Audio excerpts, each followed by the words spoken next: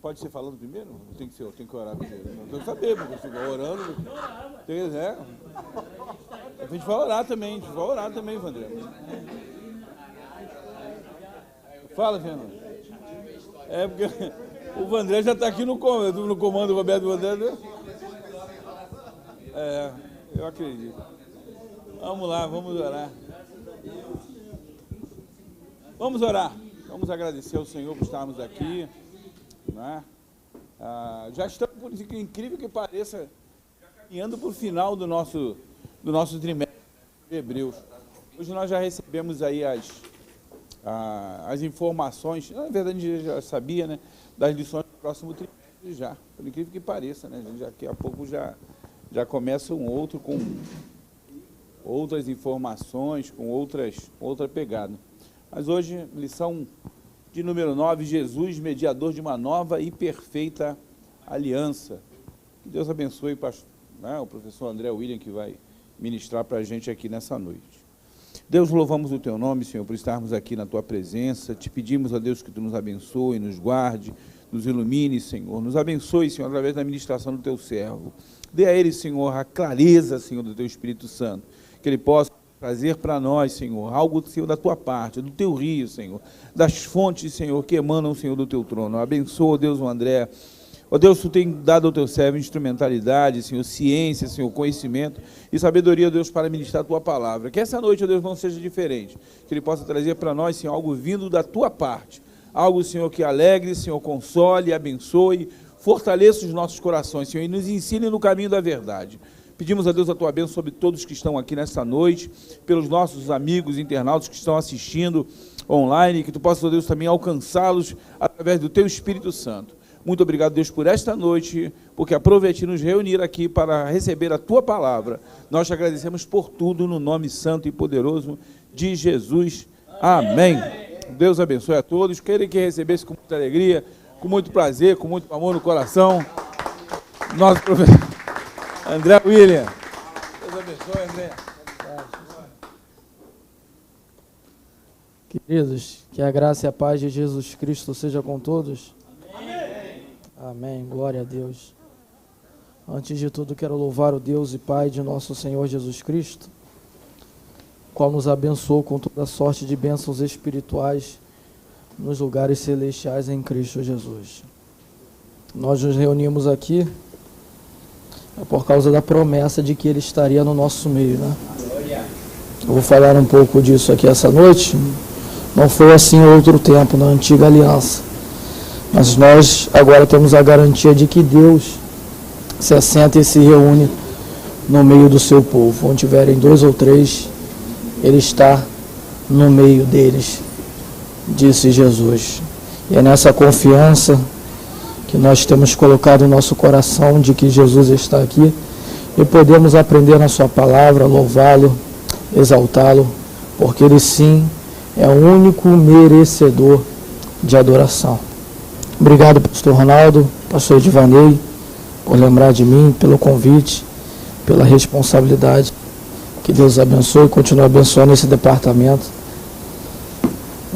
Nós temos a revista, creio que todos aqui, quase todos têm a revista, a Epístola aos Hebreus. Pastor Gesiel Gomes diz que Deus deu uma revelação tão excelente para alguém que a gente não sabe quem foi, que Ele ocultou quem foi o redator dessa epístola. E de fato, aqui há um punhado, uma dose extravagante da revelação divina nessa carta. Eu sempre tive dúvida, assim na minha adolescência, né, uma dúvida, uma impressão, porque eu só entendia Levíticos quando li Hebreus. Sempre tive essa sensação. Pastor Gesiel Gomes, deve ter uns 10 anos atrás, mas pregando lá, ele comentou sobre isso na 1191, falando sobre como o Novo Testamento explica o Velho. E o próprio escritor dos Hebreus vai falar disso, que são sombras, tipos, alegorias de coisas que haviam de vir. No Antigo Testamento, tudo é parcial, tudo é encoberto. Tudo é não muito claro. Mas em Cristo tudo é pleno, tudo é revelado, tudo é perfeito, tudo aponta para Jesus, que é o autor e consumador da nossa fé. E nós estamos aqui para falar sobre a lição de número 9, que vai falar Jesus como mediador de uma nova e perfeita aliança. E olhando mais detalhadamente, essa lição ela é uma conexão entre a 8ª e a 10ª, obviamente, mas a questão de assunto, porque o escritor dos Hebreus está tudo muito encadeado na sua construção de informação, de transmissão de informação. E essa lição ela vai falar do sumo sacerdócio de Cristo, que foi a lição passada, o pastor Gilson Paulo falou no formato online, e a próxima lição que fala sobre o sacrifício absoluto e perfeito de Jesus. Então, todo o tempo eu vou falar aqui da nova aliança e sempre me remetendo ao sumo sacerdócio de Cristo, a semelhança do que foi Melquisedeque, e sempre referendando o seu sacrifício. Então, a aliança que eu quero falar aqui é um ponto de conexão entre essas duas lições. O nosso texto bíblico básico, centrado no capítulo 8 da carta aos Hebreus. O assunto principal da carta aos Hebreus é o sumo sacerdócio de Cristo. Ele constrói um esboço inicial para falar da superioridade de Jesus, e ele quer lançar isso ao entendimento desses cristãos que nós chamamos de hebreus, que são judeus convertidos, para falar de que essa nova aliança, firmada no sumo sacerdócio de Jesus, é superior à antiga. Na verdade, em alguns momentos, ele até se frustra em não poder passar isso mais rapidamente. No capítulo 5, por exemplo, versículo 12, 13 e 14, ele vai falar que pelo tempo eles já deveriam ser maduros, aptos para o mantimento mais sólido. Ele está falando de uma doutrina mais avançada, mais bem construída, mais bem solidificada. É avançar além daquilo que ele chama de rudimentos de Cristo, ou princípios elementares do oráculo divino. Ou seja, que são aqueles fundamentos, aquelas doutrinas básicas que nós confessamos, sustentamos e nos firmamos nelas. Só que ele quer avançar para isso. E ele vai montando um cenário para falar sobre o sumo sacerdócio de Cristo. Seria muita loucura eu inutilizar o paralelo que ele utiliza. Então eu vou tentar um formato aqui um pouquinho diferente para fazer no formato do que o escritor aos Hebreus faz. Apontar a nova aliança sempre comparando com a antiga. Apontar Cristo, tendo por base o ministério de Arão, a figura profética de Moisés, como promulgador da lei, como mediador da lei, como profeta principal do povo de Israel. Então eu vou construir esses paralelos aqui e fazer uns apontamentos, dar um formato bem de aula mesmo, para a gente tentar entender, para que de alguma maneira eu consiga transmitir aquilo que está na minha cabeça para dentro da cabeça de vocês, e nisso eu me satisfaço. Porque essa era a preocupação do escritor aos Hebreus, revelar a eles como Cristo, o principal sacerdote de uma nova aliança, onde o sacerdote não entra apenas no interior do véu, no cerne do tabernáculo, no âmago da tenda da congregação. Ele adentrou as mansões celestiais. E agora, à destra de Deus, como sumo sacerdote perfeito, intercede por nós. O nosso texto áureo, a gente pode ler junto no 3 esse texto? 1, 2, 3.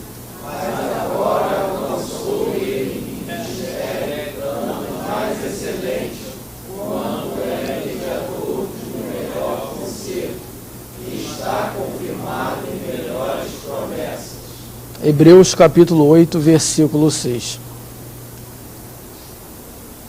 Nossos objetivos são explicar o que é uma aliança, vou fazer uns apontamentos aqui referente a isso, definir qual a posição de Cristo no céu, e terceiro, valorizar Cristo como ministro do santuário e do verdadeiro tabernáculo. Eu coloquei aqui para a compreensão da carta aos Hebreus, é importante nós entendermos isso aqui. Algumas palavras-chave, as 4 primeiras principalmente, as outras 3 eu coloquei para a gente tentar encaixar melhor o nosso entendimento. Então, as 3 últimas são próprias da aula, as 4 primeiras são próprias da Epístola aos Hebreus. A gente só vai conseguir compreender a nova aliança e a carta que nós estamos abordando aqui se nós entendermos com profundidade esses conceitos. O primeiro, o conceito de sacerdócio. Existe uma definição de sacerdócio na Escritura. O escritor aos Hebreus diz que é um homem tomado dentre os homens, é uma questão de honra que Deus seleciona, é uma escolha divina, para pleitear em favor dos homens nas coisas concernentes a Deus. Então é uma figura que Deus toma entre os homens e o faz seu representante em determinadas questões, a fim de conduzir essas petições em favor dos homens diante dele. Há 2 figuras no Antigo Testamento que a Bíblia fala muito, é o profeta e o sacerdote. Os 2 escolhidos por Deus. Todavia, eles tinham funções distintas. O profeta era o enviado de Deus para os homens. O sacerdote, ele fazia um trabalho oposto. Ele era o representante dos homens diante de Deus. A principal característica de um profeta, ser enviado por Deus. A gente vê muito isso no período da monarquia. Um homem enviado de Deus, quando não cita o nome do profeta, homem de Deus, são títulos, na sua maioria, relacionados a profetas. Tanto que o maior dos profetas na Bíblia é apresentado dessa maneira. João capítulo 1, versículo 6. Houve um homem enviado de Deus, cujo nome era João. João capítulo 1, versículo 6. Agora, um profeta era um representante dos homens diante de Deus. O sacerdote, era o representante dos homens diante de Deus. Segundo, a aliança. Aliança, eu gosto de dizer que é o pacto divino-humano em que Deus se compromete a fazer bens aos homens, empenhando a sua palavra e o seu caráter fiel. O que é isso? É uma iniciativa divina que Deus resolve tomar, ele decidiu tomar, de estabelecer uma aliança com o povo, com uma pessoa, com uma posteridade, e em sua maioria das vezes a aliança é relacionada à posteridade na Escritura Sagrada. A aliança é isso, é um pacto divino humano. Terceiro, confissão. Deixa eu falar desse dueto aqui, confissão e perseverança. Eu sempre achei que a palavra mais importante da carta aos Hebreus era perseverança, mas hoje eu já não consigo desvincular confissão de esperança, porque é perseverar no bojo doutrinário, no molde de ensinamento que eles receberam. Hebreus 10, 23. E retenhamos firme a confissão da nossa esperança, porque fiel é o que prometeu. Confissão é algo além da crença, é a declaração pública, é firmar o pé e se decidir naquilo que você acreditou. Isso é salvífico. Romanos capítulo 10, versículo 10 diz que visto que com o coração se crê para a justiça, mas com a boca se faz confissão para a salvação. Tem um tom de ameaça, às vezes, na carta aos Hebreus, e ele diz o seguinte: se eles abandonarem essa confissão, eles serão eliminados do repouso de Deus. Então, confissão é isso, é guardar a doutrina e perseverar nela. Quarto é perseverança. Essa é a carta da perseverança. Em todas as Escrituras, nós vamos ver isso. Apocalipse capítulo 2, versículo 10. Ser fiel até a morte, e dar-te-ei a coroa da vida. Ou seja, persistência e perseverança. Mas o que perseverar até o fim será salvo. Mateus 24, 13. Hebreus capítulo 10, versículo 36. Porque necessitais de paciência, para que depois de haver feito a vontade do Senhor, possais alcançar a promessa. Porque um pouquinho de tempo que há de virá e não tardará. Mas o justo viverá da fé, e se ele recuar, a minha alma não tem prazer nele. Nós não somos aqueles que retrocedem para a perda da salvação, mas aqueles que permanecem para ganho da alma. Ou seja, perseverança. O que perseverar até o fim será salvo. Visitação, eu vou usar isso aqui para fazer uma distinção da antiga aliança para a nova. Este é o tempo da habitação. Aquele tempo foi o tempo da visitação. Visitação era a manifestação fortuita, eventual, extemporânea de Deus. Deus fazia de maneira aleatória. A presença de Yahvé vinha sobre o arraial, sobre algumas pessoas e se manifestava para um propósito específico. Nós, neste tempo, nessa dispensação, não vivemos de visitação, mas de habitação do Espírito Santo. Liturgia é a forma de culto, de maneira genérica, né? Eu vou vincular muito aqui isso à ideia do sacerdote. É o processo, é o procedimento, é a rota delineada que ele tinha que fazer, porque não era só uma vida piedosa, havia uma lei cerimonial. Deus zelava pelo rito do culto, e o sacerdote devia zelar também, e seguir neste rito. E por último, caminho. Caminho aqui tem uma conotação bem específica. Caminho é a rota que o sacerdote fazia desde o altar do sacrifício até o Santo dos Santos. Essa palavra já aparece algumas vezes aqui na carta aos Hebreus. E eu vou usar aqui como gancho para depois a gente compreender algumas coisas. Introdução. O escritor aos Hebreus apresenta a superioridade de Cristo com base nos paralelos. O Filho é superior aos profetas, anjos, patriarcas e sacerdotes. E agora é mediador de um novo concerto ou aliança entre Deus e os homens. Lembra que eu falei que essa é a carta... Paz, pastor. Essa é a carta. Igual aquele aluno que chega atrasado e todo mundo olha. Essa é a carta dos paralelos, não é? Carta aos Hebreus. Já foi falado aqui, eu acho que Jailton falou também sobre isso.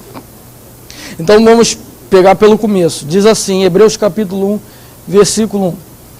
Que havendo Deus antigamente falado muitas vezes e várias maneiras aos pais pelos profetas, a nós falou nesses últimos dias por através do Filho, a quem constituiu herdeiro de tudo, por quem também fez todas as coisas, o qual, sendo o resplendor da sua glória e a imagem expressa do seu ser, sustentando todas as coisas pela palavra do seu poder, e tendo feito por si mesmo a purificação dos nossos pecados, assentou-se à destra da majestade nas alturas. Tendo sido feito muito mais excelente do que os anjos, e tendo herdado o nome mais excelente do que eles. Porque qual dos anjos Deus disse, tu és meu filho, hoje te gerei. E outra vez disse, eu lhe serei por pai e tu me serás por filho. Mas ao introduzir o primogênito no mundo, outra vez diz, todos os anjos de Deus o adorem. Porque dos seus anjos faz como o vento, e dos seus ministros como labareda de fogo. Mas do Filho diz, ó Deus, o teu trono subsiste pelos séculos. Cetro de equidade é o cetro do teu reino. Amaste a justiça, aborreceste a iniquidade. Por isso Deus, falando de Jesus, o teu Deus te ungiu com óleo de alegria mais do que a teus companheiros. E tu, Senhor, no princípio fundaste os céus, e a terra são obras das tuas mãos. Eles perecerão, mas tu permanecerás. Como roupa envelhecerão, como mantos enrolarás, como vestes logo passarão. Mas tu és o mesmo e os teus anos não acabarão. Porque qual dos anjos disse jamais, assenta-te à minha direita, até que os seus inimigos sejam postos por escabelos dos teus pés. Não são porventura todos esses espíritos ministradores enviados em favor dos homens, daqueles que hão de herdar a salvação? O que o escritor aos Hebreus está querendo dizer é o seguinte, vamos colocar as coisas no seu devido lugar. Os anjos e homens, criatura. O Filho, Criador. Os anjos e os homens, para existir, demandaram uma força exterior e uma força vital para que eles existissem. O Filho fez todas as coisas pela palavra do seu poder. Profetas falaram a palavra de Deus. O Filho é a própria palavra de Deus revelada entre os homens. Os homens passarão, mas ele, os seus anos não podem ser contados, porque ele não envelhece e não tem fim.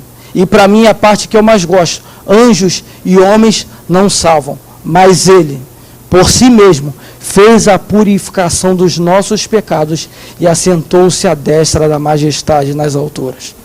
Em todo o tempo que ele está fazendo é o seguinte, olhe para os homens, olhem para os anjos, olhe para os profetas, olhe para os sacerdócios, olhe para a antiga aliança. nada está em nível de igualdade ao Filho, que é superior a tudo. Ora, se o Filho é superior a tudo, a aliança que ele ministra obrigatoriamente é superior a todas as alianças que Deus já firmou com o homem em algum momento na história. Nós temos a graça de viver neste tempo, e este tempo é o melhor de todos, porque nós temos um pacto com Deus, feito pelo sangue de Jesus, o sangue da nova aliança. Para falar de aliança aqui, deixa eu botar o relógio aqui, para me controlar. Vamos passar só um pouquinho na Bíblia Sagrada para entender essa ideia de aliança. Eu falei que é pacto divino humano. Deus convida o homem e sela com ele um acordo, um concerto. Nós temos a aliança adâmica. Deus selou com o primeiro casal, dizendo: olha, multiplicai, enchei a terra, eu os abençoo. Nós temos depois a aliança noética. Deus selou com Noé e a sua posteridade que não destruiria a terra por água, né? Está se destruindo por descuido dos governantes. Deus prometeu que não destruiria. Depois ele selou uma aliança com Abrão. Ainda era Abrão. Não capítulo 12. 12 é promessa. 15, a aliança. Deus selou uma aliança com Abrão, dizendo que a sua descendência habitaria desde o rio do Egito até o grande rio Eufrates. Historicamente, Israel ainda não conquistou essa expansão territorial, mas é uma aliança que Deus fez com ele e com a sua posteridade. Aliança mosaica, ele selou, se fez com o povo na península do Sinai, que nós chamamos de Antigo Testamento. Aliança davídica, Deus selou com Davi que sempre haveria um varão que se assentasse no reino de Israel, que era seu descendente. E por último, aliança com Cristo, a nova aliança, da qual nós somos participantes. Toda aliança Deus faz com o indivíduo e a sua posteridade. Só que a de Cristo é a superior e é mais completa. Agora, um detalhe aqui, para a gente ter uma compreensão maior, para ver a figura de Moisés e a figura de Cristo, que toda aliança que Deus selou, ele teve por testemunho um profeta, por causa de um princípio divino. Deus não fará nada sem antes revelar aos seus servos, os profetas. Amós 3,7. Todos os grandes movimentos de Deus na terra, tudo que Deus vai fazer, ele participa, compartilha com o profeta. Por exemplo, Adão era profeta. A Bíblia diz que vendo a mulher, ele disse: essa é carne da minha carne e osso dos meus ossos. Coisa que ele não viu, porque estava dormindo. Ele disse: portanto deixará o homem o seu pai e a sua mãe, e unir-se à sua mulher. Gênesis diz que quem disse isso foi Adão. Jesus, quando vai falar, diz que Deus falou. O que entendemos disso? Que Deus falou pela boca de Adão. Então ele profetizou. Nós vemos o caso depois da aliança de Noé. Noé profetizou sobre os seus filhos, não foi?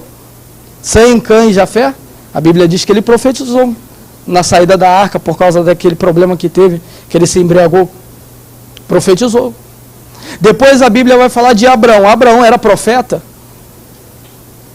O que vocês acham? Gênesis capítulo 20, versículo 7, Deus diz lá para o rei Abimeleque: porque este é profeta. Eu nunca achei uma profecia de Abraão na Bíblia, mas eu aprendi algo com ele, que para profetizar você não precisa necessariamente falar. A sua vida antecipa as ações de Deus. Quer ver? Abraão edificou altares no território que nós chamamos de Israel, e a sua posteridade habita lá. Mas quando ele saiu de Ur dos Caldeus, ele não edificou altar. Ele passou em Arã e parou um tempo lá, também não edificou altar. E depois desceu ao Egito e não edificou altar. Israel, historicamente, teve 3 cativeiros. Qual foram os cativeiros? Babilônia, Caldeia. Segundo cativeiro, Reino do Norte. Qual foi?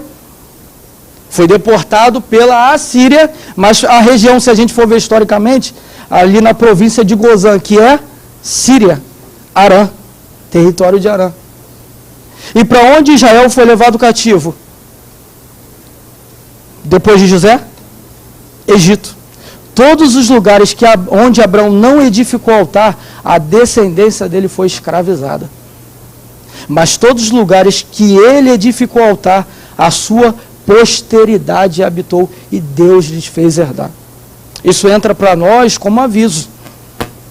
Onde nós não edificamos altares, é onde o inimigo tem potencial de nos escravizar. Mas a Bíblia diz que Abraão era profeta. Depois eu falei quem? Moisés. Moisés era profeta? Boca a boca com Deus. Nunca se levantou profeta igual a Moisés. Pode falar, pastor. Você falando aqui, me lembrei da passagem de Judas, falando de Enoque. Destes profetizou Enoque a respeito de Deus, servindo com milhares de anjos. Não tem no registro, não tem uma referência bíblica que, né, que mostre. Né, na tradição oral dizia, Enoque então é profeta. Até creio que Eliseu, que era profeta, a própria mulher, quando diz, vejo que esse homem que passa, na verdade, quando ela se refere a homem de Deus, está falando que esse homem que passa é um profeta. Né, pela vida dele, exatamente por conta disso. Né? São Marcos. É a pessoa que fala em nome de Deus. Não é isso? Maravilha. É o enviado de Deus. É o que eu, como tentei definir aqui, profeta na Bíblia, normalmente é enviado de Deus. Depois nós temos Davi. Davi era profeta? Atos 2:30. Tem um título que a gente até dá só para Isaías, mas eu acho muita covardia, de profeta messiânico. Vai ler o que Davi escreveu. Quanto ele falou de Cristo. Ele é um profeta. Atos 2:30 diz isso. E a última aliança é a aliança com Cristo. Se todas as alianças foram seladas com o selo profético, a maior aliança tem que ser selada com o maior profeta. Que é o maior profeta? João Batista.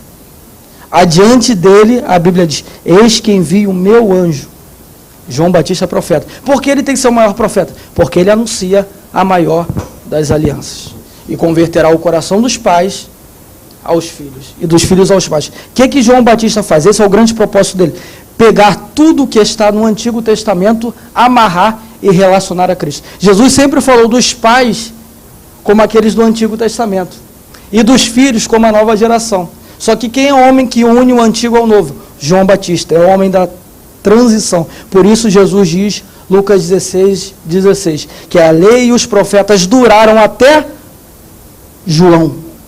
Desde agora é pregado o reino dos céus e os homens fazem força para entrar nele. Então esses são os pactos de Deus com os homens ao longo da história. Alguns conceitos aqui, eu falei que é um formato de aula, então eu quero tornar bem didático com vocês. Vamos escolher aqui, eu já vou falar, sacrifício e ofício. Eu vou deixar a cargo de vocês escolherem 3 desses comparativos para a gente comentar aqui. Os outros 3 eu falo na aula de domingo, se sobrar. Eu vou falar de sacerdócio e ofício. Ou seja, tem Hebreus capítulo 9, deixa eu explicar isso aqui. Hebreus capítulo 9 diz que a antiga, está falando da aliança, a antiga tinha aspectos de culto divino e de santuário terrestre, 2 coisas distintas. Culto divino, santuário terrestre. Então, o primeiro aí, não briguem, todo mundo pode falar. Falar algum desses 3, eu vou falar do conceito de sacerdócio e ofício. Quer sugerir algum, pastor? Eu escolhi algum desses aqui, ó, que estão em branco. Visitação e habitação. Outro aí. Fala aí. Caminho. Fala, gente. Agora escolhe um desse lado aqui, para não ficar só. Qual? Qual? Hã? Sangue e obra. Então vamos lá. Sangue e obra, caminho, visitação e habitação. E como eu me comprometi, sacerdócio. Não,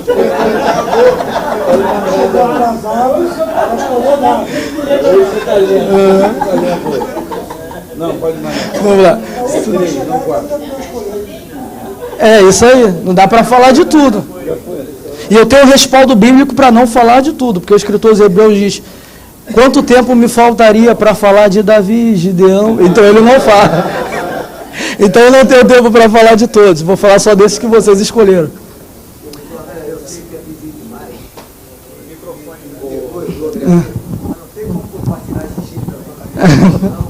Esse aqui eu falo domingo, e eu acho que é o ponto mais alto disso aí, da carta aos Hebreus. Mas vamos lá, sacerdócio e ofício. Caracterizando o sacerdócio, 3 características principais. A gente fala a primeira, sacrifício. A gente olha muito para isso, mas não é a principal marca do sacerdócio. O sacrifício é um ato corretivo. A primeira característica de sacerdote na Bíblia se chama bênção. Como é que Melquisedeque apareceu a Abraão? Eu abençoou. Isso é uma referência ao próprio Deus, ou como chama o texto, é o Elion, o Deus Altíssimo. Por quê? Porque Deus, quando vai falar com o homem a primeira vez, a Bíblia diz que os abençoou, dizendo, frutificai, multiplicai e enchei a terra. E essa mesma bênção está sobre a terra, Gênesis 1, 22. Capítulo 9, depois do grande dilúvio, a Bíblia diz que Deus abençoa Noé, dizendo a mesma coisa. Então é a primeira ação de Deus em relação dos homens, é o ato de abençoar. E essa é a primeira marca do sacerdote. Jesus não está só no céu intercedendo. Jesus não está só no céu oferecendo diante de Deus o seu sacrifício. Ele está no céu nos abençoando. Um dos mandamentos para o sacerdote, Números capítulo 6, é este. E abençoarás os filhos de Israel com essas palavras. Agora na Bíblia, bênção e mandamento estão amarrados. São duas coisas que Deus uniu e não dá para separar. Eis que todas essas bênçãos virão sobre ti e te alcançarão quando ouvirdes a voz do Senhor teu Deus. Multiplicar é um mandamento, mas veio como bênção. Bênção e mandamento estão amarrados. Deus vinculou uma coisa a outra. Isso significa que aquela pessoa que tem poder de lhe mandar, também tem poder de te abençoar. Hebreus capítulo 7, versículo 7. Ora, sem dúvida, o menor é abençoado pelo maior. Fazendo referência a Melquisedeque e Abraão, que era maior, Melquisedeque, que recebeu ou tomou os dízimos de Abraão e abençoou, dizendo, bendito seja Abraão, do Deus Altíssimo, possuidor dos céus e da terra. Ou seja, essa é a primeira característica do sacerdócio, que a gente vê lá em Melquisedeque. E Cristo, ele executa este ofício. Do céu, ele nos abençoa. Bendito é o Deus e Pai de nosso Senhor Jesus Cristo, o qual nos abençoou com toda sorte de bênçãos espirituais nos lugares celestiais. O microfone era para ele.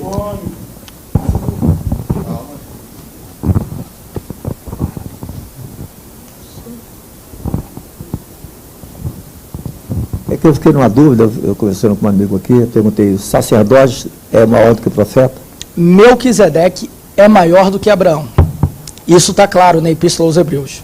Ora, sem dúvida, o menor é abençoado pelo maior. Quem é o maior? O que recebeu o dízimos. Quem é o menor? O que entregou o dízimo. Por quê? Porque Melquisedeque prefigura o próprio Cristo. Está falando de toda a descendência de Abraão se subordinando a um sacerdócio superior, que não é da ordem levítica, de Arão, dos coatitas, que faz menção ao próprio Cristo. Entendeu? Bênção, sacrifício e intercessão.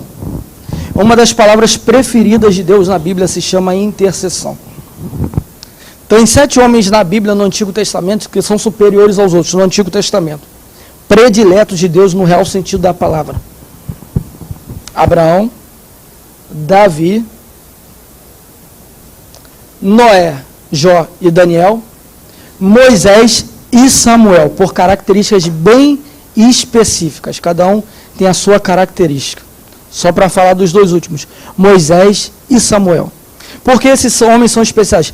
Porque Deus usa tom saudosista para eles.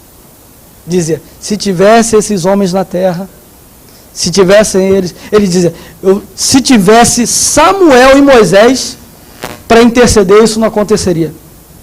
Moisés é intercessor. O povo peca, Moisés vai no monte fazer o quê? Senhor, interceder. Cristo é semelhante a ele, nesse sentido. Ele intercede por nós. Samuel, de igual modo, longe de mim pecar contra Deus, deixando de orar por vós. Deus já abandonou Saul. Só que Samuel continua. Até quando terás dó de Saul, havendo eu o rejeitado? Porque essa marca de intercessão é a marca do próprio Cristo, que intercede por nós. Ele, como sumo sacerdote, está neste momento à destra de Deus, intercedendo por cada um de nós. A acusação é contínua. Satanás, noite e dia, os acusa, diz Apocalipse. Mas algo mais forte do que a acusação de Satanás é o Paracleto divino, que está nos céus. O que está na terra se chama Espírito Santo. Mas o que está ao lado de Deus, do lado da corte da decisão, se chama Jesus Cristo, o justo, o nosso advogado.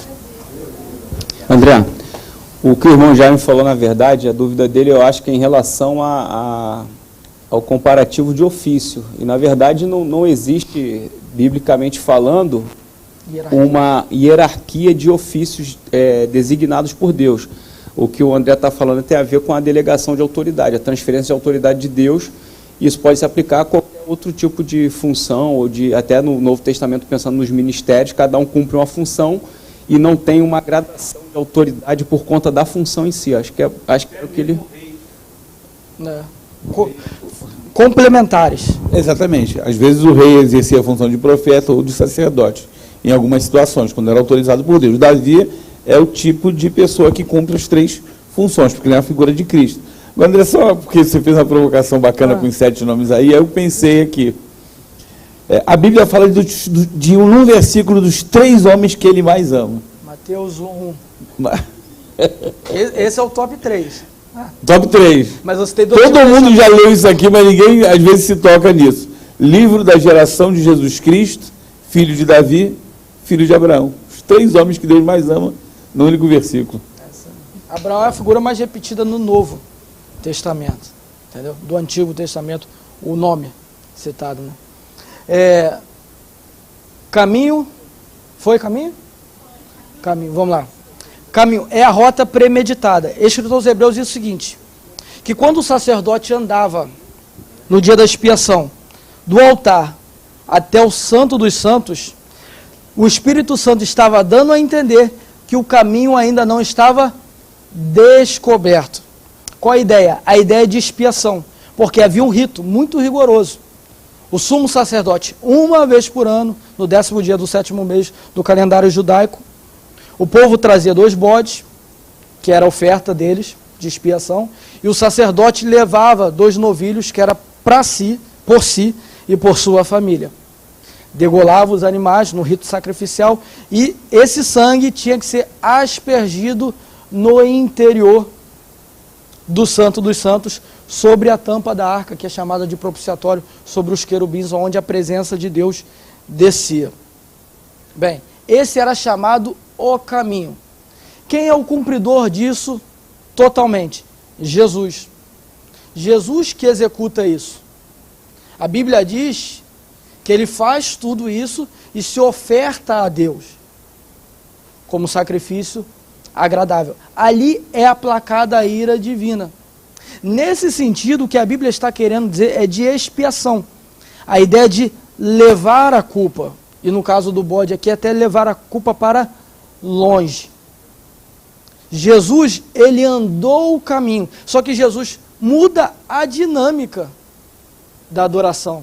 Porque ele faz e depois ele dá um convite. Hebreus 10, 19. Tenhamos, pois, ousadia ao entrar no santuário pelo sangue de Jesus, pelo novo e vivo caminho que ele nos consagrou por meio do véu, isto é, pela sua carne.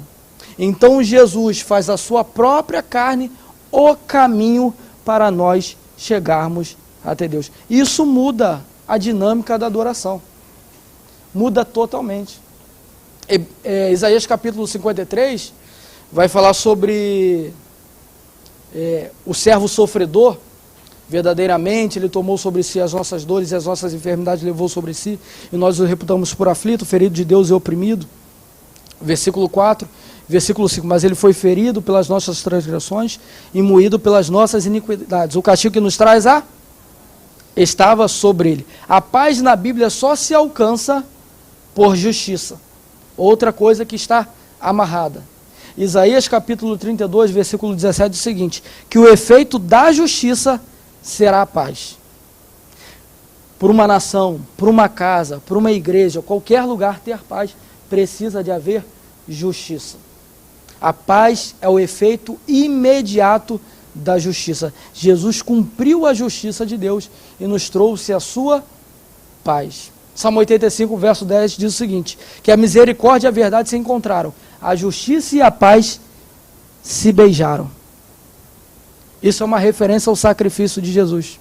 Porque a Bíblia vai dizer lá em Romanos capítulo 5, versículo 1, sendo, pois, justificados pela fé, temos paz com Deus, por nosso Senhor e Salvador. E para que vocês não pensem que eu estou fugindo muito da lição, lembra de Melquisedeque, ele era rei da onde?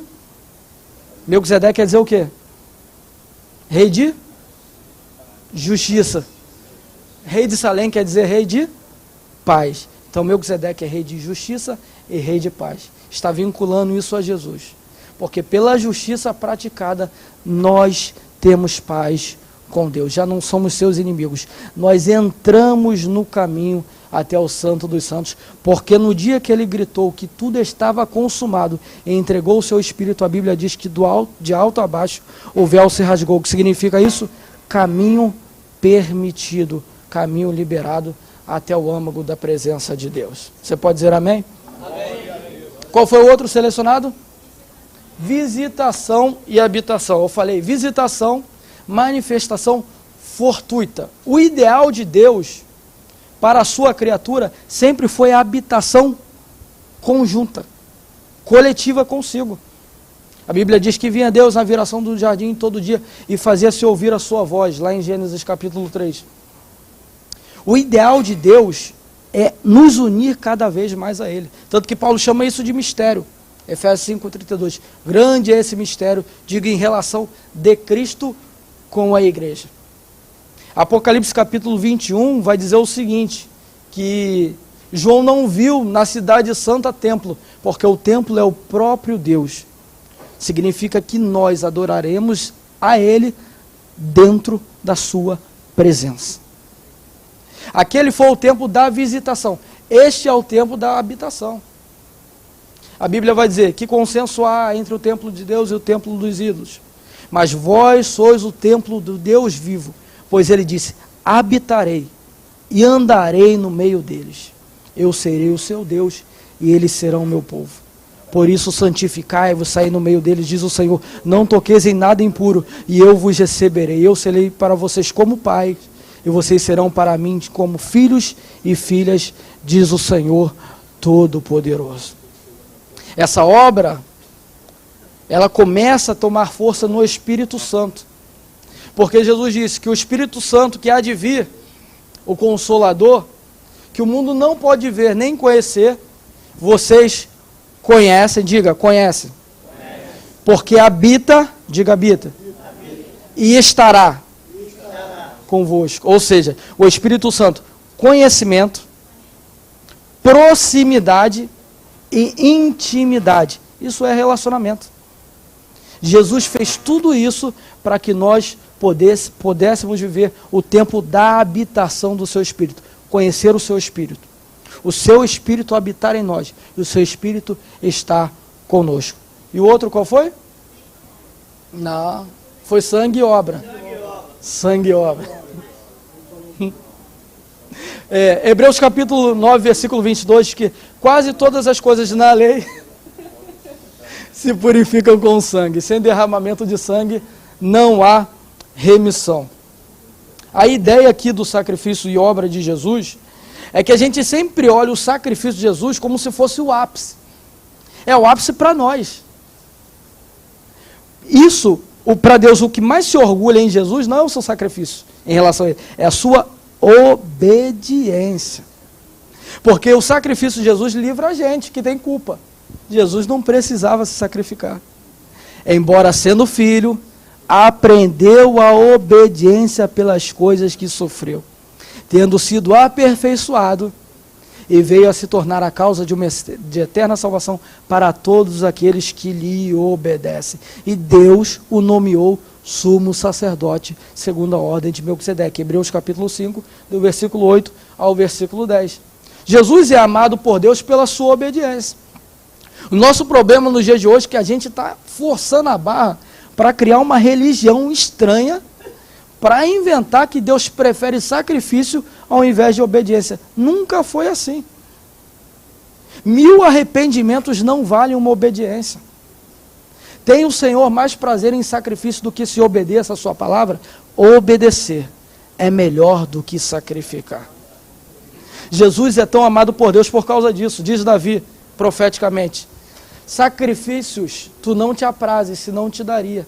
Nem tem prazer em holocausto, mas o sacrifício para ti é um coração contrito e quebrantado, pois um coração contrito e quebrantado tu não desprezarás, ó Deus. Jesus se fez agradável para Deus por causa da sua obediência. Nisso agora ele é salvador, não daqueles que se sacrificam, ele já sacrificou. É salvador daqueles que lhe obedecem. Deus quer a nossa obediência. Obediente até a morte. E morte de cruz. Por isso o Pai me ama. Diz Jesus. Por isso o Pai me ama, porque dou a minha vida para depois tomá-la de volta. Ninguém tem poder de tomar a minha vida. Eu tenho o poder para dar e a tomá-la, porque este mandamento recebi do meu Pai. A gente acha que Jesus é amado por Deus porque ele se sacrificou. Não, é porque obedeceu. Obediência é melhor do que sacrifício. Já foram os 3 já? Cumprido? Não, aí eu... Vai ficar mais fácil para compreender agora os apontamentos. Se Jesus deixar. A posição de Cristo. Aí domingo dá só para introdução, pelo tempo. Próximo capítulo, não. A posição de um sumo sacerdote tal. Eu gosto de chamar de unção consagração. Jesus, Hebreus capítulo 1, versículo 8. Por isso Deus, eu gosto desse texto que ele une a trindade.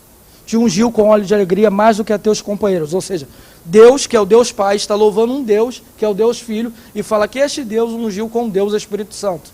Mais do que a teus companheiros. Ele foi ungido e consagrado. Por quê? Todos os sacerdotes eram imperfeitos, porque as suas disposições não eram boas. Eles não eram integralmente santos. Ainda que tivesse uma lâmina de ouro na testa, escrito santidade ao Senhor, nenhum deles era perfeito. Só um era inteiramente santo. Só um tinha todas as suas inclinações para o bem. E este foi ungido e consagrado nosso sumo sacerdote. Vou falar de Davi aqui, profetizando a respeito disso. Davi vai dizer, do Senhor é a terra, a sua plenitude, o mundo e os que nele habitam. Porque o Senhor afundou sobre as águas e estabeleceu sobre os rios. Aí Davi pergunta, quem subirá ao monte santo do Senhor? Quem estará no seu santo lugar, no santo dos santos? Quem? Aquele que é limpo de mãos e puro de coração. Quem é esse? Que não entrega a sua alma à vaidade, nem jura enganosamente. Este alcançará a bênção do Senhor e a justiça do Deus da sua salvação. Aí Davi diz, essa é a geração dos que buscam a face do Deus de Jacó. E como eu estou falando de unção, consagração, Davi continua, levantai, ó portas, as vossas cabeças, levantai, ó portais eternos, para que entre o Rei da Glória. Quem é este Rei da Glória? O Senhor forte e poderoso, poderoso na guerra. Levantai, ó portas, as vossas cabeças. Levantai portais eternos para que entre o Rei da Glória. Quem é este Rei da Glória? O Senhor dos Exércitos. O único que é limpo de mãos, puro de coração. Aquele que pode não só uma vez no ano, mas para sempre habitar no santuário de Deus. Porque é perfeito, não entrega a sua alma à vaidade, nem a mentira, nem engano na sua boca. Este sim, ele é o Rei da Glória. Então essa é a unção, consagração de Jesus, que está assentado nos céus. Esse tom aqui, no escritor aos Hebreus, tem uma dinâmica, tem um tom belicoso. Salmo 110. Alguém pode abrir para mim, por favor? Alguém abre no Salmo 110, alguém abre no Salmo 2, por favor. Salmo 2, o outro abre no Salmo 110. Antes do pessoal ler aqui, só queria fazer uma referência aqui. O pastor Ronald Gustavo está assistindo aqui a Beriana e indicou um livro interessante chamado O Cristo dos Pactos. É uma indicação aqui do pastor Ronald aqui. Está pegando uma carona aqui na aula do... Não aparece aqui, Fernando, deixa eu ver. Cristo dos? O Cristo dos Pactos. Palmer Robertson. Posso até perguntar aqui, pastor Ronald, se estiver me ouvindo aí, dá aí a dica aí da editora. E a audiência que está assistindo, a Daiane está assistindo, a Daiane Regina, o nosso professor Diego Venância, a professora Adriana Goulart, todo mundo assistindo aí, comentando a aula do André. Deus abençoe, André. Só mais uma pessoa aqui, que faz uma pergunta curiosa, eu vou responder a ela, né? Que ela pergunta, onde é que eu me matriculo para esse curso? Sexta-feira, é só ligar o YouTube que você assiste. Tá bom? 19 horas. Salmo 2 aí, ou Salmo 110, qualquer um dos dois. Primeiro, porque se amontina as nações, está com... Pode prestar aqui? Porque imaginam coisas vãs contra o Senhor e contra o Senhor. Pode? Pode. Porque se amontinam as nações e os povos imaginam coisas vãs. Contra o Senhor e contra o seu ungido. Até o versículo 4, por favor. Os reis da terra se levantam e os príncipes juntos se macumunam contra o Senhor, contra o seu ungido, dizendo: rompamos as suas ataduras e sacudamos de nós as suas cordas. Aquele que habita nos céus se rirá, o Senhor zombará deles. O próximo, por favor, Salmo 110. Entendeu?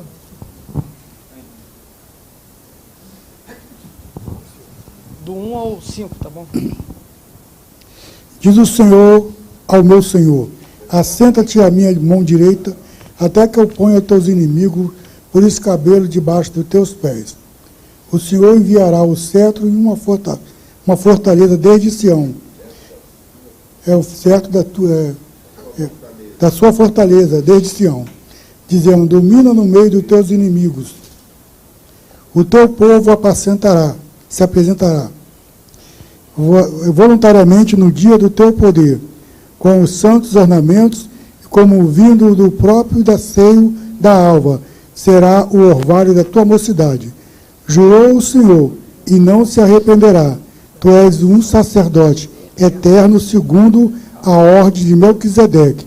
O Senhor, à tua direita, ferirá os reis nos dias da tua ira. Perceberam nesses dois salmos o tom? O Senhor está. O salmista diz: à destra de Deus, assentado e esperando um momento de guerra. Então o fato de Jesus estar entronizado, ele está não só como sacerdote, mas como um rei que se prepara para a batalha.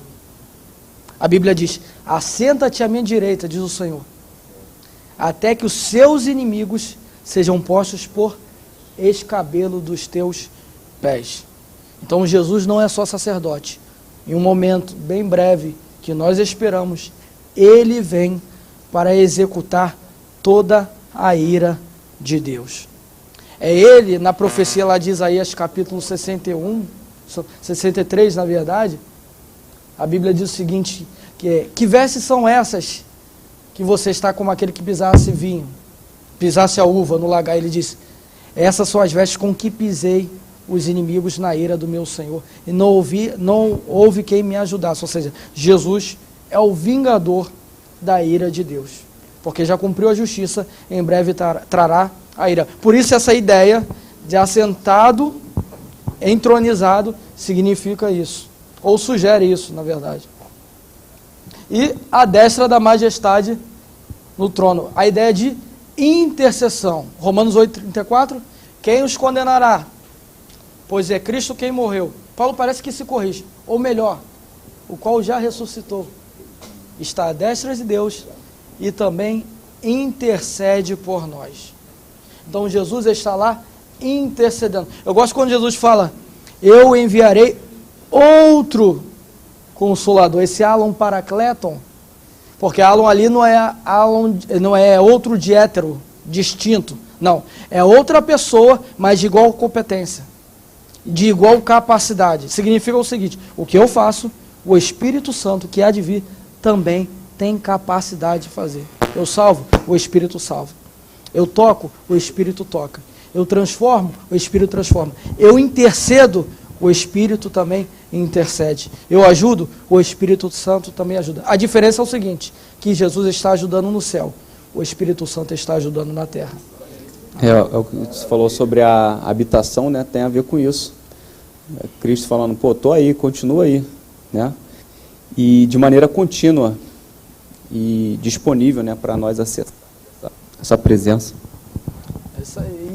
E o detalhe é que o escritor aos Hebreus vai dizer no capítulo 5, se não me engano, que Cristo, nós podemos chegar ao trono da graça. Nunca um judeu no Antigo Testamento tinha esse nível de intimidade com a divindade.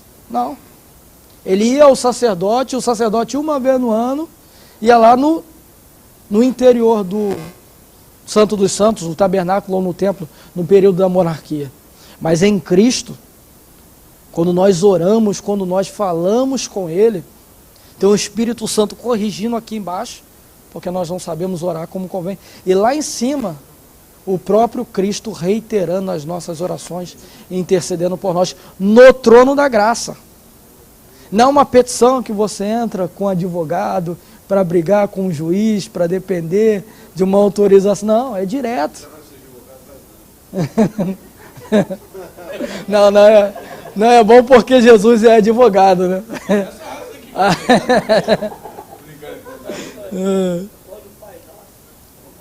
Com Jesus, você puder, na verdade o advogado atuando sem o judiciário atrapalhando a gente. Pá, petição e pum, foi. O sacerdócio de Cristo nos céus. A semelhança do que foi o sacerdote da antiga aliança, Cristo ministra diante de Deus em favor dos ignorantes. Ou seja, ele abençoa, intercede e se apresenta como oferta ao Pai. Tudo na antiga aliança tinha marca de fragilidade, imperfeição. Obviamente, um homem imperfeito, cheio de defeitos, não poderia representar a Deus adequadamente. Mas Cristo, que é o nosso sumo sacerdote perfeito, sem falha, ele viveu sem pecado. Por causa disso, Deus o elegeu sumo sacerdote, segundo a ordem de Melquisedeque. A diferença é que tudo, eu já falei isso aqui, tudo na antiga aliança tinha a marca de fragilidade, de sombra, de imperfeição. Em Cristo, tudo é completo. O Antigo Testamento, o sacerdócio de Arão, não encontrou o seu lugar de estabilidade porque não era perfeito. O escritor aos Hebreus diz que uma das causas dele ser removido é a morte. Por quê? Porque toda vez se havia necessidade de trocar. Por quê? Porque morria. Morrendo, vinha outro sacerdote, outro eleito, outro consagrado, para mediar em favor do povo. Agora, Cristo, eu acho interessante que um texto que a gente cita muito genericamente, ele é vinculado a Jesus. Fala do sacrifício dele. Hebreus 9, 27. Ao homem está ordenado morrer uma só vez. Depois disso, segue-se o juízo. Ele está falando ali de rito sacrificial, porque ele diz, agora Jesus aparecerá novamente para salvar aqueles que esperam. Ou seja, nosso sumo sacerdote reaparecerá, agora para buscar aqueles que estão esperando ele. Porque a maior expectativa do israelita no culto, no dia da expiação, era o sacerdote voltar. Porque o sacerdote voltar significa o quê?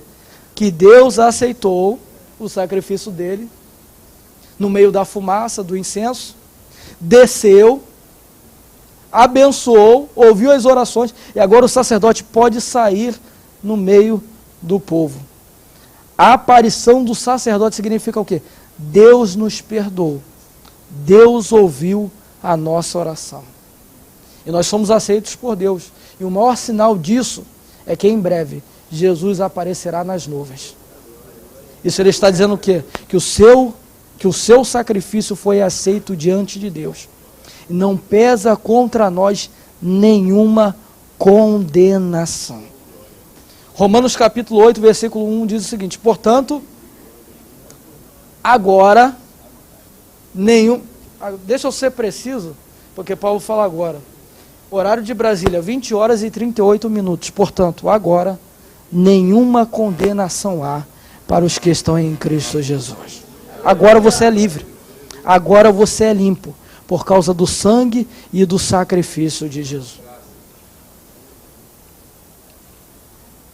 A aliança passada era marcada pela imperfeição, como eu falei, sacerdotes, ofertas e santuários imperfeitos. Em Cristo, tudo é melhor, tudo é perfeito. O escritor Hebreus vai chamar isso de sombra. A sombra ela pode até pegar a semelhança ali, a silhueta, mas não tão bem delineada. Em Cristo, tudo se faz completo. Nós temos que olhar para o Antigo Testamento nessa expectativa. Onde está Cristo aqui? O que isso quer falar sobre Jesus? Porque lembra da abertura de Hebreus capítulo 1? Havendo o Senhor falado muitas vezes e de muitas maneiras. Eu gosto disso, que Deus não era enfadonho. Muitas vezes e de muitas maneiras. Para que ninguém falasse, Deus de novo, lá vem ele. Não, de muitas maneiras. A nós falou nesses últimos dias através do Filho. Ou seja, ele enviou os seus profetas, enviou os seus sacerdotes, mas nenhum deles tinha o poder de executar o plano salvífico de Deus. Todos eles vinham para apontar. Eram placas de sinalização. Igual por isso eu gosto muito de olhar para João Batista como a síntese do ministério profético. Eu não sou o Messias. Eu vim anunciar. Aquele que vem após mim, e ali é literalmente após, porque Jesus é o próximo a aparecer. Jesus é imediatamente posterior a João Batista, porque João Batista ali era o profeta. Ele era tão grande que a multidão ia ter com ele e achava que ele era o Cristo, esperando ele se manifestar. Só que ele diz o quê? João 3,30, é necessário que ele... Quando você lê o texto com cuidado, João Batista ele não está sendo só humilde. Ali é uma questão de espaço. O que João Batista está dizendo, não cabe. Não cabe. À medida que ele surgir e começar a aparecer, eu naturalmente vou sumir. Não, e eu estou conformado com isso. Importa que ele cresça. Porque até o espaço não é meu. Eu só vim preparar o caminho. Eu vim tirar as pedras, preparar o ermo e dizer, eu sou a voz. O que vem após mim é maior do que eu não sou nem digno de desatar a correia dos seus pés. Ou seja, tudo aponta para ele, e vindo ele, cumpriu toda a vontade de Deus, e nós agora temos acesso a Deus. André, o impacto da pregação de João Batista é tão grande, inclusive no ministério de Jesus, que as primeiras pregações de Jesus são ipsis literis o que Mateus 4,17 lá, arrependei-vos. Que é a repetição de Mateus 3,2. A mesma coisa que João dizia, Jesus começou a dizer no início do seu ministério. É impacto da presença, né, do poder do ministério daquele homem. Agora, você imagina, eu estava aqui na minha viagem aqui, a pessoa que viveu a transição entre um e outro. Aqueles discípulos que seguiram a João, em determinado momento, João falou o seguinte... Cara, vai lá e segue aquele lá que é maior do que eu.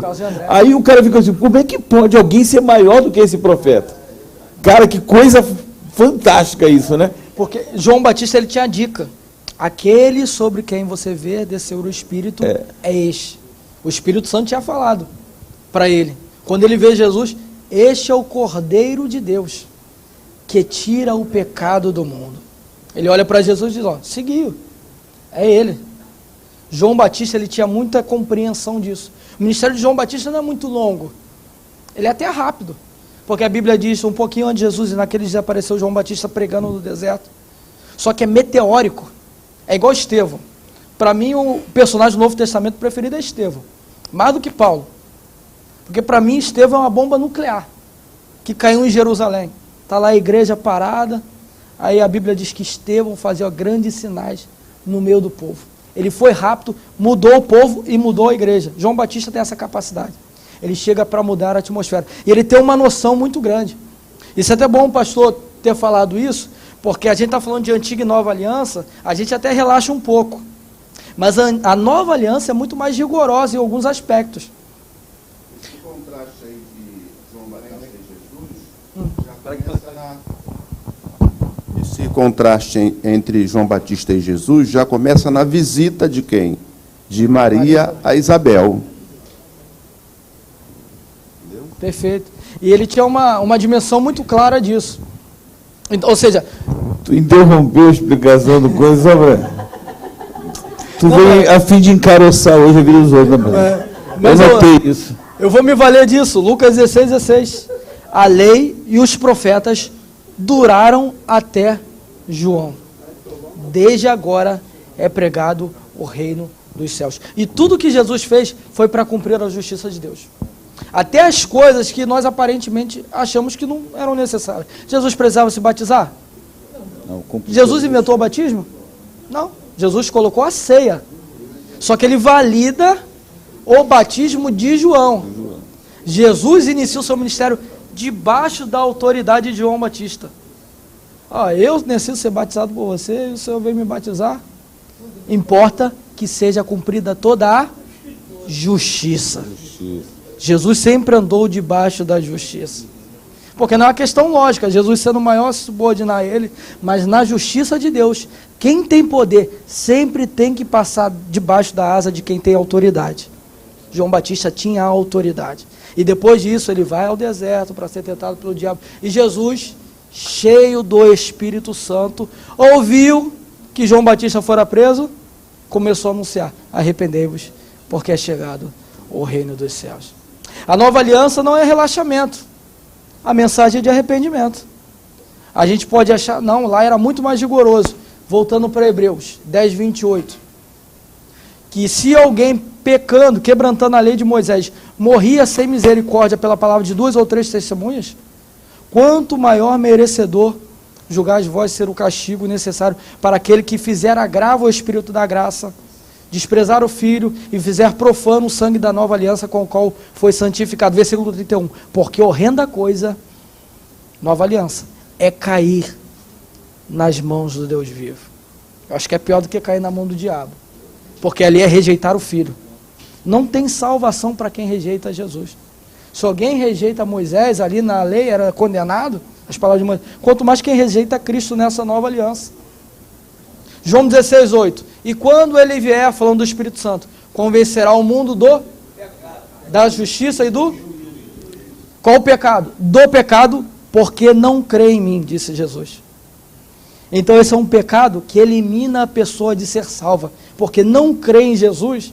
Agora imagina, o mundo pecador, toda a variedade de pecado que você possa imaginar, prostituição, violência, todo tipo de maldade, mentira. Ainda assim, Deus envia o seu Filho para essa humanidade. Essa humanidade rejeita essa última oportunidade que é Jesus. Não existe salvação. O que faremos nós se não atentarmos para essa tão grande salvação? Por isso, nessa nova aliança, eu repito o que está em Hebreus capítulo 12, versículo 28 e 29. Nós que recebemos o reino inabalável, retenhamos a graça, ali até segurar a graça, e servamos a Deus de maneira agradável, com temor e reverência, porque o nosso Deus é um fogo consumidor. Nessa nova aliança tem esse aspecto, porque ele deu o Filho, e se você não aceita o Filho, não há alternativa. A transitoriedade da antiga aliança, o tópico de número 3. Jesus é ministro do Novo Testamento. Ele rompe com o modelo sacrificial levítico e com o sistema legal mosaico. Em Cristo temos o cumprimento cabal da lei nos seus propósitos, que são os propósitos da lei: tornar o pecado excessivamente maligno. Deus sabia da incapacidade do homem de cumprir a lei. Por quê? Porque o homem é mau, mas a lei é boa, diz Paulo. A lei é boa, segundo o que Paulo diz. Salmo 19:7 diz que a lei do Senhor é perfeita e refrigera a alma. Então a perfeição na lei, porque ela procede de Deus. Perfeita. Só que o homem é imperfeito. Todos pecaram e destituídos estão da glória de Deus. Romanos 3:23. 1 Reis 8:46, se eu não me engano, é o seguinte: que não há homem que não peque, de Salomão na sua oração de inauguração do templo. Só que a lei acentua esse aspecto, ainda mais na vinda de Jesus. Porque Jesus se faz tremendamente separado dos homens na sua conduta. Isso que o destaca, porque ele é cumpridor da lei. Ele cumpriu, como eu falei aqui, toda a justiça de Deus. E nos obriga também a andar em justiça. Não é porque nós estamos na graça que nós vamos ser justos. Na verdade, a virtude mais veemente do reino de Deus se chama justiça. Nas bem-aventuranças, há duas bênçãos para a justiça. Né? Bem-aventurados os que têm fome e sede de justiça, porque serão saciados. Bem-aventurados os que sofrem por causa da justiça. E Jesus reitera no versículo 20, se a vossa justiça não exceder a dos escribas e fariseus, de modo algum entrarão no reino dos céus. Mas ainda que nós sejamos justos, piedosos, nós não teríamos a capacidade de cumprir todas as ordenanças da lei de Moisés. Só que a lei de Moisés, ela é dada sobre ameaça, sobre maldição. Maldito aquele que não permanecer nesta lei. Olha como é antagônico. A lei tem a ameaça de maldição no final. Maldito aquele que não permanecer na lei. Como é que Jesus abre a nova aliança e dá uma nova lei? Nas bem-aventuranças. Como ele começa? Bem-aventurado. A lei termina com maldição. Jesus abre a graça com bênção. A Bíblia diz que Deus estava no monte, falando com Moisés, e Moisés falando com o povo. A Bíblia diz que Jesus, assentando-se, a multidão, os discípulos se assentam no monte com ele. Ou seja, a lei é dada à distância, a graça não. Ela é compartilhada. Jesus está próximo. Isso é tão interessante que a primeira coisa que Deus faz depois de dar a lei é rejeitar o povo. Por causa do bezerro de ouro. Lembra? Não é? Moisés está lá no monte, 40 dias, depois de ter dado a lei, o teu povo, Moisés, tem pecado. Deus já botou para o lado. O teu povo tem pecado. Desce lá e resolve. Aí Moisés desce, quebra a lei, mata quantos? A Bíblia diz, quase 3.000 homens foram mortos naquele dia. Jesus dá a lei, que é o sermão do monte, Mateus 5, 6, 7. Quando ele desce, a Bíblia diz que estava no meio da multidão. Deus falou, eu não vou com o povo. Na graça de Jesus fala, eu vou. Aí ele pega o maior símbolo de exclusão, que quem era? O leproso. O que tem um leproso? Pode tornar limpo? Posso, até toca. Então a graça é a aproximação. Nós vivemos nessa dispensação. Aí Jesus vai, morre, ressuscita, anda 40 dias. O que ele faz? Sobe e dá a promessa do Espírito. E o que acontece? No dia da pregação de Pedro, quantas almas se convertem? Quase 3.000 almas. No dia que a lei foi promulgada, Moisés estava no monte, depois de 40 dias, desceu, quase 3.000 pessoas morreram. Jesus, depois de ter andado 40 dias nos discípulos, enviou o seu Espírito e quase 3.000 almas se convertem. Vamos orar, vamos terminar aqui, porque parou. Valeu, André. Essa aí foi fantástico. Tornar evidente a necessidade da remissão. A lei revela isso, pelos seus ditos. A gente acha, poxa, é um exagero de simbolismo.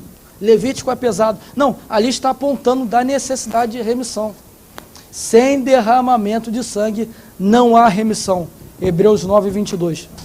E prefigurar a aliança perfeita, garantida na perfeição do Filho de Deus. Ou seja, tudo isso aponta que Deus haveria de enviar alguém perfeito para fazer um pacto perfeito com os homens. Professor, um ato simples do batismo. Quando João disse, não vou batizá-lo, eu não tenho capacidade nem para desatar as sandálias dos seus pés. Não. Eu falei... Falou isso, professor? Não, pode falar. Convém que se cumpra toda a Escritura? Pode falar.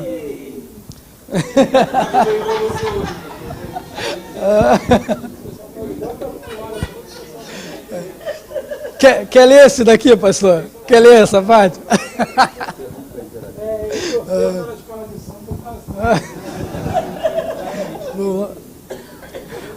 Como diz Hebreus capítulo 8, versículo 1, ora, a suma de tudo isso que temos dito é o seguinte: é que temos um sacerdote tal, à destra da majestade nas alturas. Nós temos alguém que intercede por nós, e nessa nova lei funciona dessa maneira.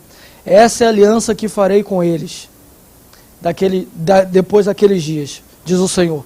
Porei as minhas leis em seus corações, e em suas mentes as escrevereis. E dos seus pecados e iniquidades não me lembrarei mais. Nessa nova aliança, Deus olha por nós, sempre por através de Cristo Jesus. Ele não nos enxerga por através de um novilho, de um sangue de touro, de bode, de um cordeiro, não. A Bíblia diz o seguinte, 1 Pedro capítulo 1, versículo 15, diz o seguinte: assim como é santo aquele que vos chamou, sede vós santo em toda a vossa maneira de viver.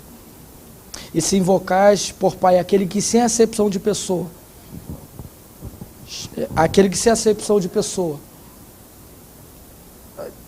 voltar para o 18 aqui, seguinte, porque não foi com prata ou ouro, que o texto é muito longo, prata ou ouro que fosse resgatado da vossa vã maneira de viver, que por tradição recebeste dos vossos pais, mas com sangue precioso de Jesus Cristo, como de um cordeiro imaculado, o qual com efeito, eu gosto dessa palavra ali, que o efeito é operacionalidade, foi conhecido antes da fundação do mundo, mas agora manifestado em favor de vós.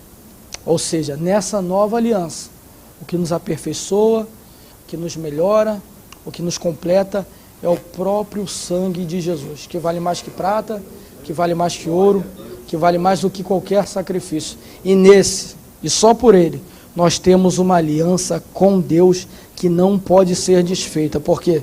Porque o nosso Deus é fiel. Retenhamos firme a confissão da nossa esperança, porque fiel é o que prometeu. O nosso Deus é fiel. Amém. Que Deus abençoe a sua vida em nome de Jesus.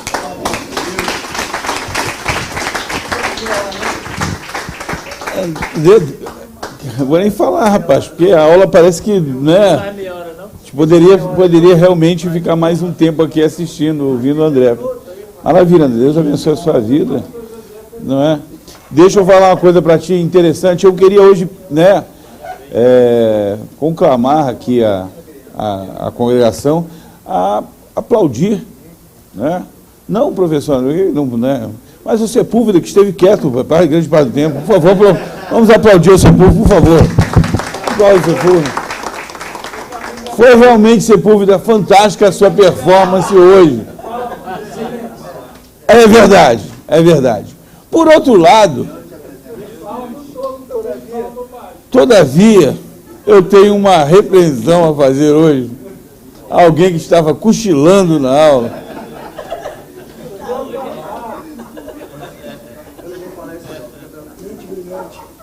Pastor Josiel é um homem de Deus. E por isso, Josiel, você irá ministrar para a gente na semana que vem a próxima lição. Porque eu estou cansado de você fazer dos outros vidraça para suas pedradas. Então, semana que vem, trarei pelo menos 5 perguntas desafiadoras e irrespondíveis, que nem os maiores sábios poderão responder. Se prepare. Queridos, antes de terminar aqui, é verdade. Todas as dúvidas, né? Até o próprio, se eu estivesse no seu lugar, também não saberia responder. Então estará conosco. Queridos, só estou brincando aqui, mas todos, tenho certeza, fomos muito abençoados pela ministração. Eu gostaria de aplaudir ao Senhor pela vida do André. E a família dele lá atrás, lá, né? Fazendo lá. E domingo estejam aí para saber as outras 3 que ficaram, né? André fez um spoiler aqui, então vou lá. Essa aqui eu vou esperar o que ele tem a dizer. Pastor Fernando, por favor. Eu tenho um. Viu, Henrique? O Henrique vinha aqui, tomava um café no banheiro e ia embora. Há anos que vem fazendo isso. Há anos. É uma coisa absurda. E hoje eu peguei ele. Hã? Vou fazer o apelo, né, Henrique? Pastor Fernando, por favor, tem um aviso para dar aqui, um anúncio para dar aqui antes de terminar? Não precisa não, segura aí.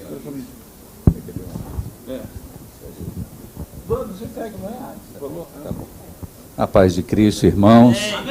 Os que estão aqui, que estão aí pelas redes sociais, é uma bênção nós estarmos aqui na Beriana para aprendermos cada dia mais a respeito da palavra de Deus, principalmente quando temos uma lição tão bem ministrada. Acredito que todos sairemos daqui muito abençoados, felizes, edificados na fé e abrindo oportunidades para que nós a cada dia cresçamos no conhecimento da palavra de Deus. É muito importante nós termos homens e mulheres que saiam da superfície, né, e mergulhem nas profundezas da palavra de Deus, porque nós temos muito pouco tempo para realizar muita coisa. Já os homens de Deus na antiguidade pregavam acerca da iminente volta de Cristo. Eu acredito que nós estamos às portas desta gloriosa vinda e é necessário que nós sejamos firmes na fé, confiando no Senhor e fazendo a sua divina obra. E Deus quer usar você. Você pode dizer para o seu irmão, Deus quer te usar? Isso.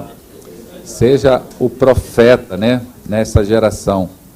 Irmãos, aqui desde 1995, a nossa igreja, nós promovemos um curso que teve como inspiração um curso que foi idealizado pelo nosso saudoso pastor Antônio Gilberto, talvez o maior ícone da teologia pentecostal das Assembleias de Deus na sua história. Ele partiu para o Senhor aos 91 anos de idade. Eu posso me considerar um discípulo dele também, porque ele foi meu professor e do pastor Silas no seminário, em 1975 ou 6. Nós entramos no seminário, eu tinha 18 anos, o pastor Silas tinha 17 anos, ele era um dos nossos professores. E o pastor Antônio Gilberto, ele era um homem muito voltado à área do ensino. Ele tinha uma preocupação muito grande que as nossas igrejas tivessem um ensino genuinamente bíblico e pentecostal também. E aí ele, por uma inspiração e uma direção do Espírito Santo, ele criou uma equipe de mestres que ele liderava e passou a fazer um curso nas Assembleias de Deus em todo o Brasil, chamado CAPED, curso de aperfeiçoamento de professores de escola bíblica dominical. E ele, com essa equipe, correu todo o Brasil, ministrando uma semana, era uma semana, né? Era uma semana, ele com toda essa equipe, no Brasil todo, olha que coisa linda, né? Lançando esse fundamento da necessidade de haver uma preparação para aqueles que ministram nas nossas escolas bíblicas dominicais. A partir desse fato, em 1995, nós começamos aqui na nossa igreja, nós na época denominamos, não podíamos chamar de CAPED, né? Porque era coisa bem pequenininha, né? Nós chamávamos Mini CAPED, olha só, o nome desse curso era Mini CAPED, né? E de lá para cá, aí de Mini CAPED surgiu a sigla CEFEC, que é o curso de formação de educadores cristãos. E de 95 para cá, eu acredito para mais de 2.000 alunos nós já tivemos nesse curso, mais de 2.000. A maioria dos professores de escola bíblica dominical aqui da sede já passaram por esse curso. Então, se você tem um chamado de Deus, uma vocação para trabalhar na escola dominical, não só na frente de uma classe de escola dominical, mas apoiando, né, esse trabalho de escola dominical, que hoje é liderado aqui na nossa igreja pelo pastor Ronaldo Jesus, eu convido a você a se inscrever no CEFEC. Nós teremos apenas 60 inscrições, que é a capacidade da classe, que nós infelizmente não poderemos usar essa sala aqui do UNA, né? Então, nós teremos no máximo 60 inscrições, tá? Então, já nas redes sociais, né, Thaís? já no grupo de quê? No Telegram, né? Telegram, no Instagram, né? Nós vamos anunciar aqui na igreja. Se você quiser informações, é só... Oi? Aciona, é só você entrar lá nas redes sociais daqui da escola, aqui dos grupos daqui da escola dominical, tem lá um QR Code, você aciona ali e ali você faz a inscrição. Tem um custo que nós nem passamos o tempo, nem aumentamos, é mantido o mesmo valor, tá? Para dar possibilidade de todos que queiram fazer esse curso. É um curso de quase 4 meses, vai começar agora, se Deus quiser, no dia 18 de março, tá?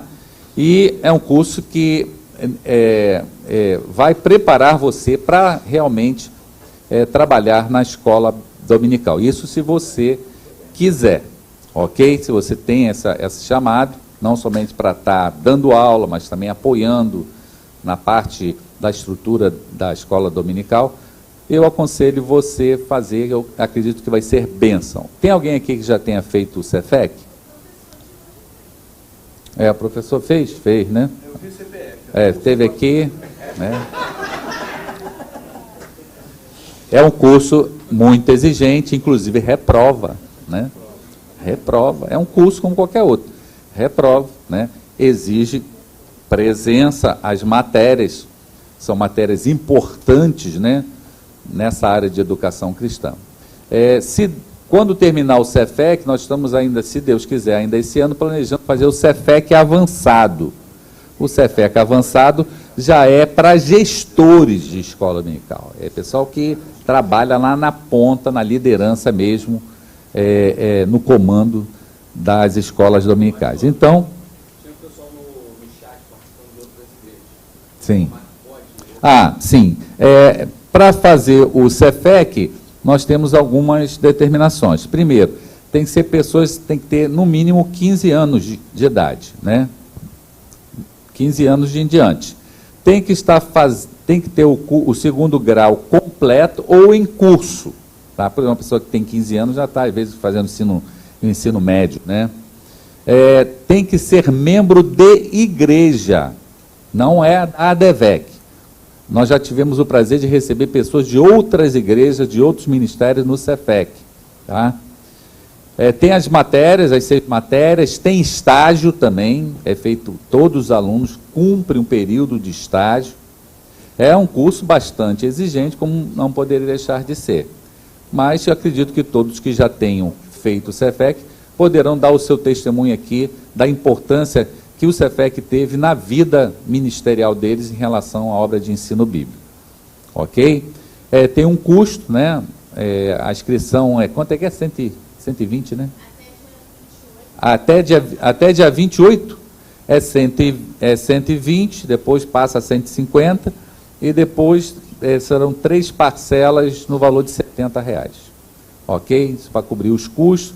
O material didático, todos irão receber o material didático, tanto um livro, né, que é um livro que a gente considera um livro respeitadíssimo do pastor Antônio Gilberto, e também todo o material didático que os professores irão disponibilizar durante o curso estarão à disposição de todos os alunos. Ok? Então, que Deus abençoe você.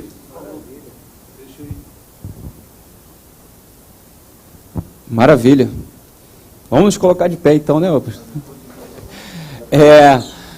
O Cefec, eu diria, né, o pastor Fernando falou aqui, eu não diria nem para você que quer trabalhar na IBD, né? Porque isso é até um pouco específico. Eu diria para você que você quer se colocar aí na brecha para Deus te usar, porque o Cefec te prepara num nível que você pode utilizar isso aí na tua profissão, né, no teu crescimento espiritual, porque, na verdade, a gente sabe que qualquer desempenho de função dentro da casa do Senhor, Ele mesmo se encarrega em nos direcionar. Eu digo isso para você porque eu fui aluno do Cefec e ele serviu exatamente como esse espaço aí que Deus me colocou na brecha para poder servir. E aí vai passando e vão chegando outras etapas, né, que você vai confirmando aquilo que o próprio Deus chama. E como a Thaís falou, o André, né, aluno do Cefec, Bruno, Alexandre, que começou agora há pouco tempo com a gente, Felipe. Então, assim, tem sido a visão que Deus deu lá atrás, né, que o pastor Antônio Gilberto, de alguma forma, desempenhava, e o pastor Fernando, bem atento a esse direcionamento de Deus, implantou aqui.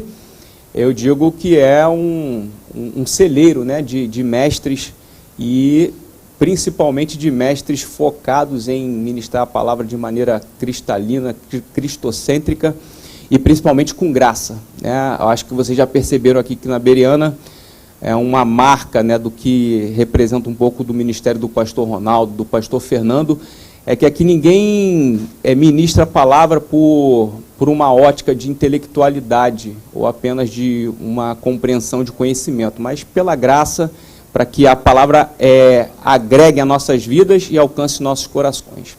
Então eu deixaria esse recado aqui para você, que vai te fazer aí alavancar um crescimento. Dizer aqui, antes de terminar, antes de nós orarmos, a irmã Tânia está ali atrás com aquele delicioso pão de queijo lá, que tem, acho que tem até uns recheios lá, o pão de queijo, um negócio aí do céu. Então, você puder passar ali no final, faça a aquisição para você aí desfrutar aí depois desse maná que a gente recebeu aqui, né? Então aí você vai para casa e reassiste a Escola Bereana, né? Eu tenho esse costume, eu assisto novamente as pregações, as ministrações das aulas. Dá até para você ir lá pegar uns esboços aí que o André aqui ministrou, dá para você fazer até uma pregação aí, algumas coisas que Deus vai trazendo à tona. Então vamos fazer o seguinte, eu vou chamar o pastor Josiel, já para você se habituar, que semana que vem nós teremos aqui a aula do pastor Josiel.